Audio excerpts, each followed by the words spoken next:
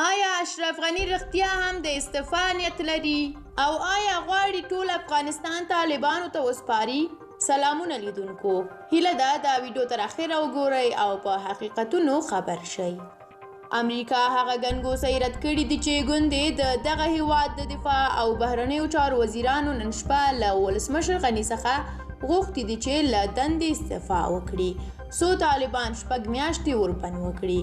د امریکا د بهرنیو چارو وزارت په تازه څرګندونو کې ویلي دي چې امریکا له ولسمشر غني څخه د استعفا غوښتنه نه ده کړې او خپاره راپورونه یې بې اساسه وبلل.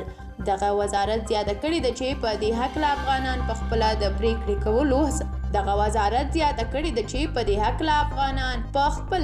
پریکړې کولو صلاحیت لري چې څوک یې هیواد رهبري کړي.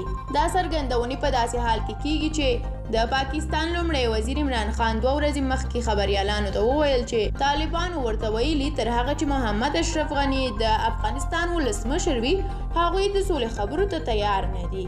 د امریکا د بهرنیو چارو وزارت د معلوماتو له مخې انټوني بلینکن او دفاع وزیر لوید اسټن د پنجشنبې په ورځ له ولسمشر غني سره په ټلیفوني خبرو کې وکړې. په اعلامیه کې همداراز دا راغلي دي چې د امریکا د بهرنیو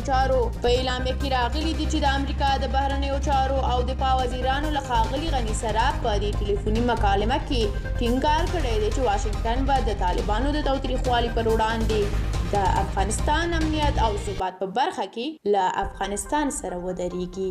د سرچینې په خبره بلینکن او اسټن ولسمشر غني ته خبر ورکړ چې د افغانستان امنیتي وضعیت ته په کتو امریکا په هغه هیواد کې خپل ملکي کارکوونکي کموي خو له افغانستان سره به پیاوړي ډیپلوماټیک روابط ساتي.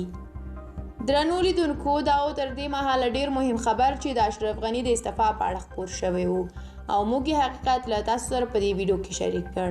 هیله لرم چې زموږ یوټیوب چینل در سره سبسکرایب کړئ او خپل نظریات را سره بیا هم په کومنټونو کې شریک کړئ. تر بیا بلې ویډیو مو په لوی الله سپارم.